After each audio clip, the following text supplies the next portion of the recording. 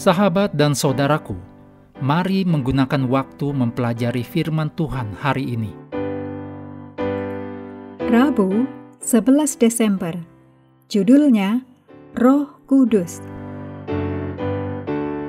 Mari kita mulai dengan doa singkat yang didasarkan dari Lukas 12 ayat 12. Roh Kudus akan mengajar kamu apa yang harus kamu katakan.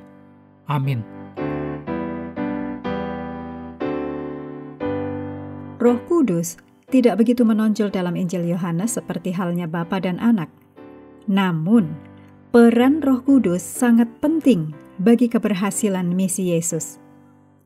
Yohanes 1 ayat 10-13 mengajarkan tentang pentingnya Roh Kudus bagi pertobatan. Dalam pasal pertama kitab Yohanes ini, kita dapat melihat betapa sentralnya peran Roh Kudus. Yohanes mengatakan bahwa setiap orang yang menerima firman, yaitu setiap orang yang percaya kepadanya, menjadi anak-anak Allah, yaitu mereka yang diperanakkan bukan dari darah atau dari daging, bukan pula secara jasmani oleh keinginan seorang laki-laki, melainkan dari Allah. Yohanes 1 ayat 13. Hal ini hanya berasal dari pekerjaan Roh Kudus. Selanjutnya, Yohanes 3 ayat 5-8, Yohanes 6 ayat 63, Yohanes 14 ayat 26, Yohanes 15 ayat 26, juga Yohanes 16 ayat 7-11, mengajarkan tentang aktivitas dari Roh Kudus, yaitu lahir kembali dalam roh, roh dan hidup, roh penghibur, roh kebenaran, menginsafkan akan dosa, kebenaran dan penghakiman. Berikut kutipan dari Ellen G. White, The Desire of Ages, halaman 671. Dalam menjelaskan kepada murid-muridnya tentang pekerjaan Roh Kudus, Yesus berusaha menginspirasi mereka dengan sukacita dan pengharapan yang mengilhami hatinya sendiri. Yesus bersukacita karena pertolongan yang berlimpah yang telah Ia sediakan bagi gerejanya. Roh Kudus adalah karunia tertinggi dari semua karunia yang dapat Ia minta dari Bapanya untuk meninggikan umatnya.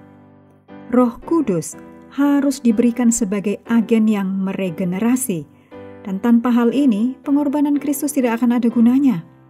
Kuasa kejahatan telah menguat selama berabad-abad, dan tunduknya manusia pada tawanan setan ini sungguh menakjubkan. Dosa dapat dilawan dan dikalahkan hanya melalui kuasa dari pribadi ketiga kealahan, yaitu Roh Kudus, yang akan datang tanpa energi yang dimodifikasi, tetapi dalam kepenuhan kuasa ilahi. Maka, sungguh merupakan suatu berkat untuk menerima Roh Kudus, yang menyatakan bahwa Allah itu benar.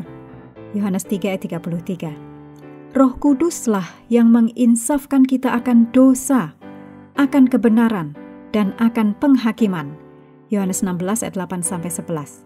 Oleh karena itu, kunci bagi kita untuk mengetahui apa yang tepat, apa yang benar, apa yang baik, adalah dengan menaklukkan akal budi dan pengalaman hidup kita kepada firman Allah, melalui kuasa Roh Kudus yang menginsafkan dan meyakinkan.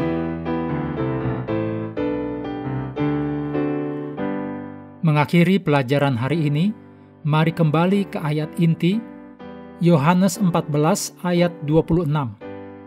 Tetapi penghibur, yaitu Roh Kudus, yang akan diutus Bapa dalam namaku, Dialah yang akan mengajarkan segala sesuatu kepadamu dan akan mengingatkan kamu akan semua yang telah kukatakan kepadamu.